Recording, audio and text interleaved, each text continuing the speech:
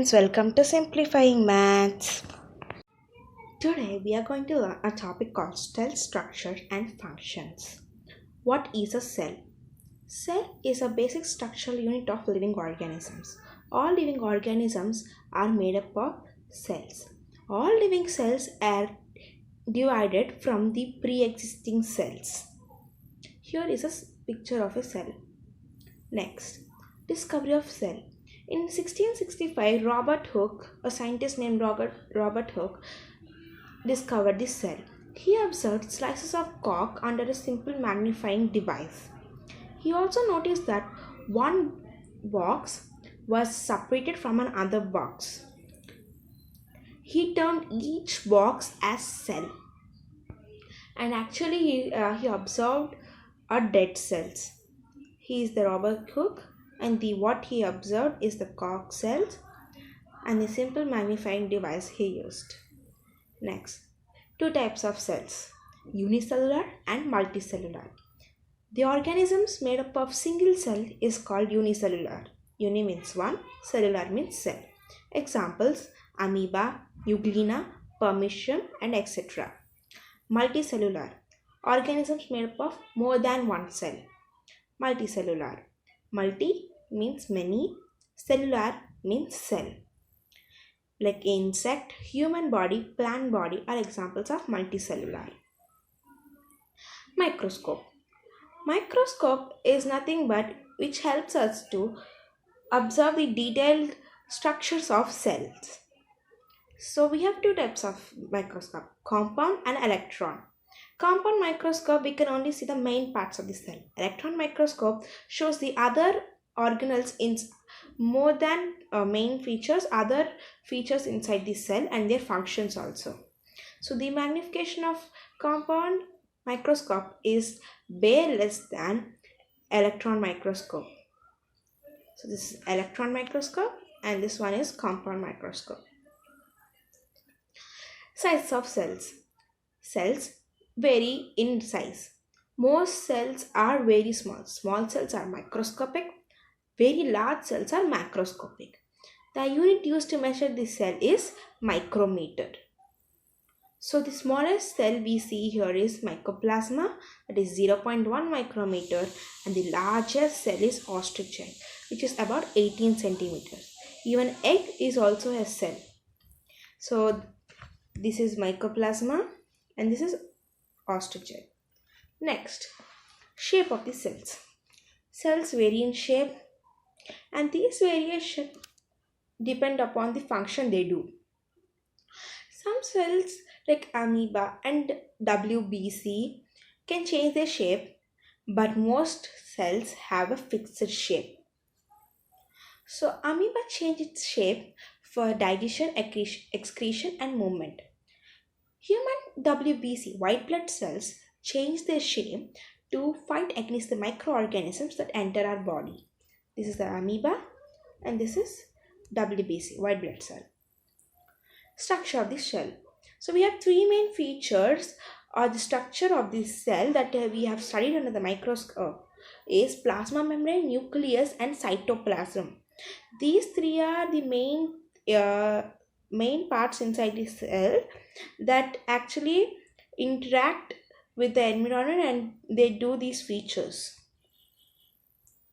So here are the few human cells, that is columnar epithelial cells which is present in the stomach, white blood cells which fight against the microorganisms present in our body, neuron cell which transport messages from our brain to other parts of the body, red blood cells which give red color to the body, and this is our muscle cell which is very smooth.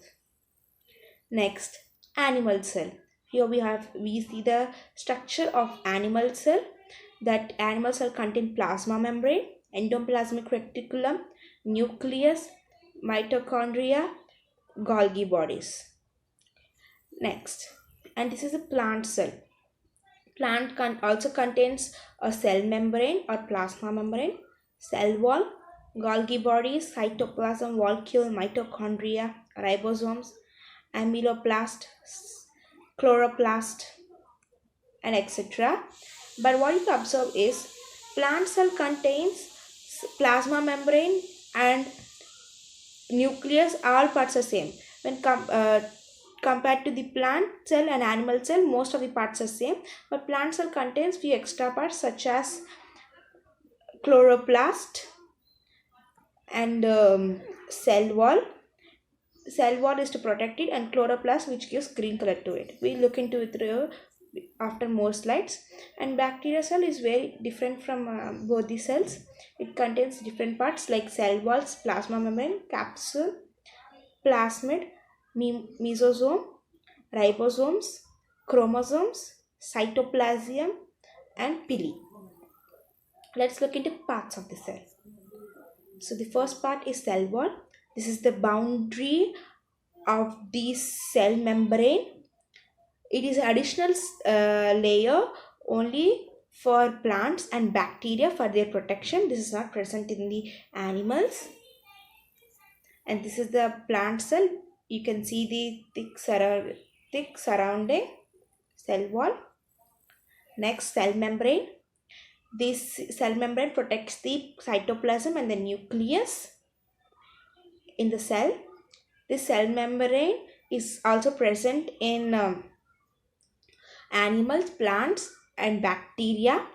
This separates the cells from one cell to another, and this is very porous that allows the movements of the substances inside and outside the cell. Here we can see the cell, and these upper two faces are called lipids, and these violet color balls are called proteins. This is a cell membrane or plasma membrane. Next, cytoplasm. It's a jelly-like structure present between the cell wall or the cell membrane and the nucleus. This is present in all three: plant cell, animal cell, and bacteria cell. Other components or organelles of the cell are present in the cytoplasm. They are present in the cytoplasm.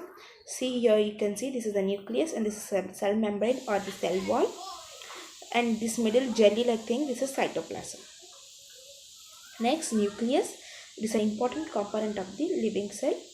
It is spherical and located in the center. And then nucleus membrane. This is the outer covering of the nucleus which separates the nucleus from cytoplasm. Next, nucleolus. It is a small spherical body which is present in the inside the nucleus. Next, chromosomes. The thread-like structures inside the nucleus is called chromosomes. And then genes. Actually, these thread-like structures contain some material called genetic material called genes, which actually help them to transfer the characters of the parents to the offspring. So this is nuclear envelope is nothing but the nuclear membrane. This is nucleolus, the middle violet color circle, and this part between the nucleolus and nucleus is nothing but chromatin material, the genetic material, that is gene, chromosomes, and prokaryotes. Prokaryotes are nothing but the immature nucleus. The nucleus is not proper, it is not developed. That type of nucleus is nothing but prokaryotic cells. The organisms with that type of nucleus is nothing but prokaryotes. Pro means primitive, immature, karyon means nucleus. Examples: bacteria. We can call bacteria as prokaryotes. Next, eukaryotes. Eukaryotes have well-developed, mature nucleus. All organisms with this type of cell, eukaryotic nucleus, is nothing but eukaryotes. Eu means true, mature. Karyon means nucleus. For example, plant cells, animal cells are eukaryotic cells. Next, protoplasm. Protoplasm is a living cell. Content of the protoplasm is living. This is a living substance of the cell. This protoplasm actually contains that cytoplasm and nucleus together. We call it as protoplasm. And this is protoplasm. This nucleus and cytoplasm together, we call it as protoplasm. Next, vacuole. This is only present in plant cells and it is also present in animal cells but very little. This is a blank looking structures in the cytoplasm. See here, it is a blank looking structure. This is a plant cell. It contains in large amount in plant cell. This is called vacuole. Next, plastids. These are present in plants. These are of different colors, scattered in the leaf cells, in the cytoplasm of the leaf cells. They are of different colors. Here is the one green colored plastid. And next, chloroplast. Chloroplast is nothing but it gives the leaf green color, which means nothing but plastids are of different colors. The green color means the green color plastid is nothing but chloroplast, which is nothing but the chlorophyll, which helps them to prepare their food. This is the chloroplast. You can see the green substances. That's it, our topic. Thank you. If you like my video, please like, share and subscribe. Thank you.